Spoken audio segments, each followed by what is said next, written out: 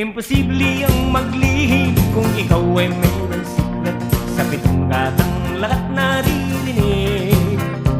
Kung ibig mong mabuhay ng tahimik na tahimik, magpatay-patayang ka bawat saglit.